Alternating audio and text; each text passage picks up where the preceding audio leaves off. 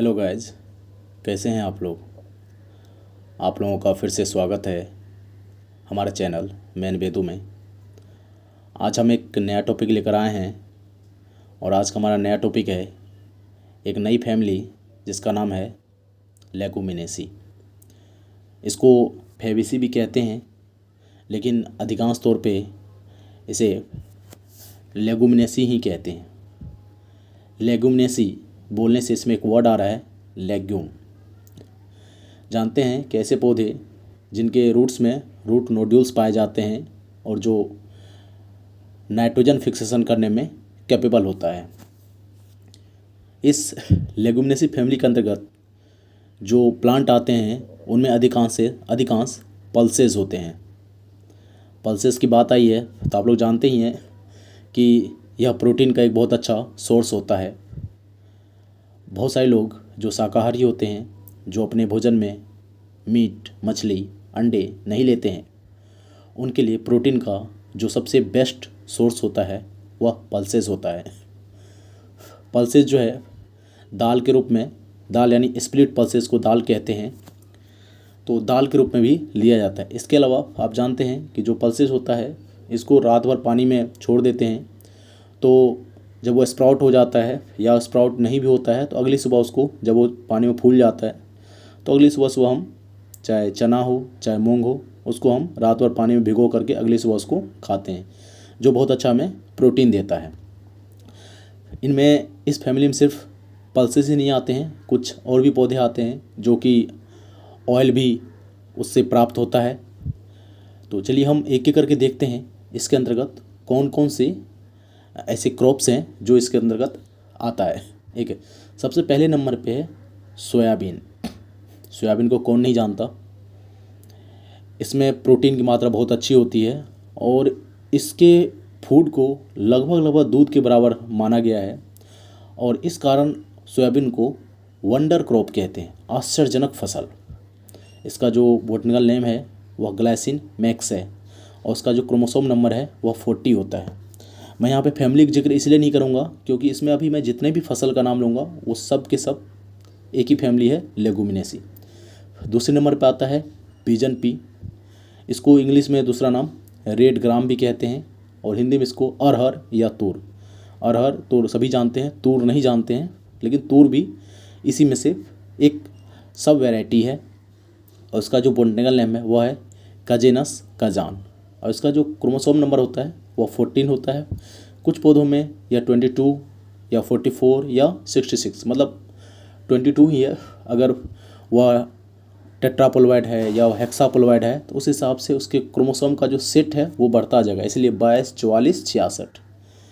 तीसरे नंबर पे है ग्रीन ग्राम, मूंग या मूंग बीन। इसको कौन नहीं जानता है, सभी ने देखा भी होगा।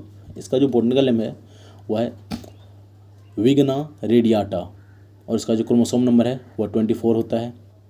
इसके अलावा नेक्स्ट है ब्लैक ग्राम, हिंदी में इसको उड़द या उड़द बीन बोलते हैं।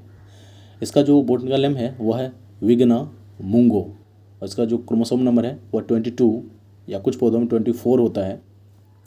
और उड़द का सबसे अच्छा, अगर आपको ध्यान में नहीं आ रहा होगा तो इसका इस्तेमाल, अगर आपने डोसा के आप शौकीन हैं तो आपको पता होना चाहिए कि डोसा में चावल के साथ यही दाल मिला करके उसका आटा बना करके उससे डोसा बनाया जाता है। इसके बाद है मोथ बीन या ड्यू बीन।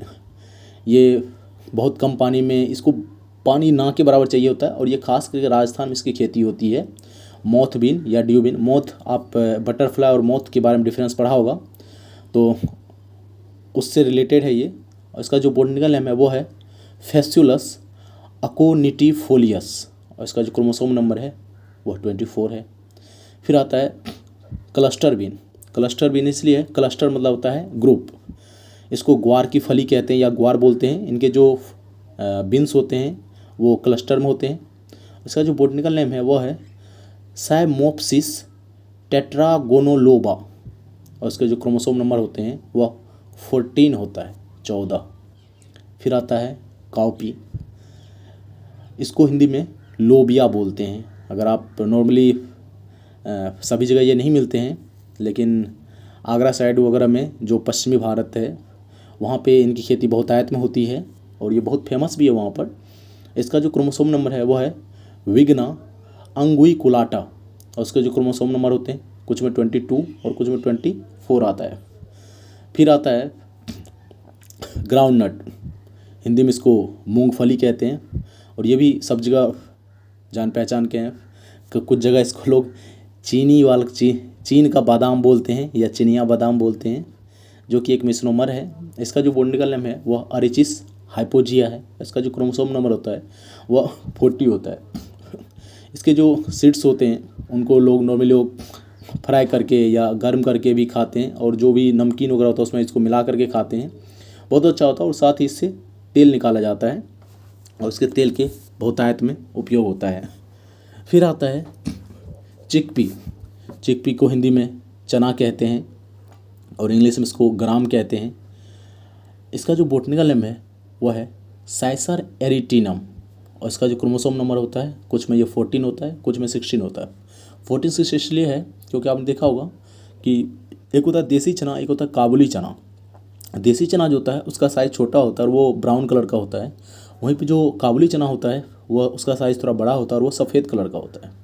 फिर आता है आपका पी, मटर, हिंदी में इसको मटर कहते हैं, और इसका जो बॉटनिकल नेम है वो है पायसम सेटाइवम, और इसका जो क्रोमोसोम नंबर है 14। पी मटर, इसको लोग दाल के रूप में भी खाते हैं। दाल पहले बताया कि स्प्लिट पल्सेस को दाल बोलते हैं, लेकिन अधिक जगह इसको सब्जी के रूप में भी खाते हैं। तो इसलिए जब वेजिटेबल की पढ़ाई की जाती है तो वेजिटेबल में भी हमें मटर पढ़ने को होता है। इसके अलावा है लेंटिल, इसको हिंदी में मसूर कहते हैं। मसूर को दाल कहते हैं, प्रेगनेंसी में बहुत बेहतर होता है, और इसका जो बॉटनिकल नेम है वह है लेंस कुलिनेरिस, और इसका जो क्रोमोसोम नंबर होता है 14। तो ये थे कुछ पल्सेस जो कि दाल के रूप में और वेजिटेबल के रूप में भी प्रयोग किए जाते हैं। धन्यवाद।